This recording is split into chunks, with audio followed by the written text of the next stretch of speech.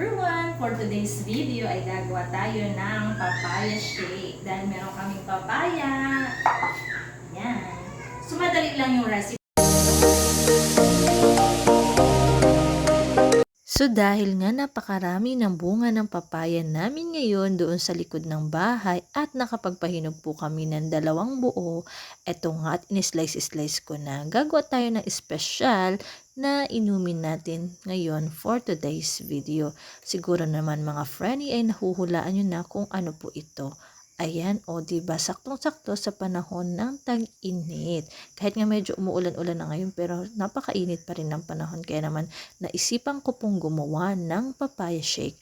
At ito na nga mga friend, kinumpleto ko nang ilagay dito sa aming blender ang papaya, yellow, condensed at ibap. At ayan na nga, ang bilis lang diba ng process. Meron na tayong masarap na inumin. Okay na guys, tingnan mo. Check mo. Yun, oh. Guys, tingnan mo. Ayan na nga mga friendly, dahil nga excited na kami matikman kung ano ang lasa ng shake na aking ginawa ay nagsalin na nga po ako sa mga baso dahil nga ang dami na rin pong nag-aabang dyan sa gilid-gilid. Kung umabot ka nga sa part ng video ito, for sure nagustuhan mo ang pinapanood mo.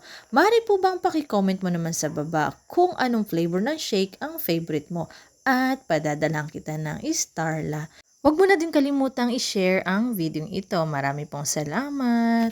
At ayan na nga mga friendly, tingnan nyo naman natapos na ako at nilagyan ko pa nga ng toppings. Napansin nyo ba yung pangmalakasan kong kutsara? Ay, sandok pala. Wala kasi ako makitang maliit na kutsara kaya naman yan ang ginamit ko.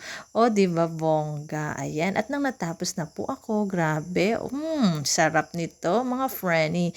So ano pang hinihintay nyo? Gumawa na rin kayo ng ganito kahit na anong flavor ay pwede. So paano hanggang dito na lang. Ingat kayo palagi. Bye!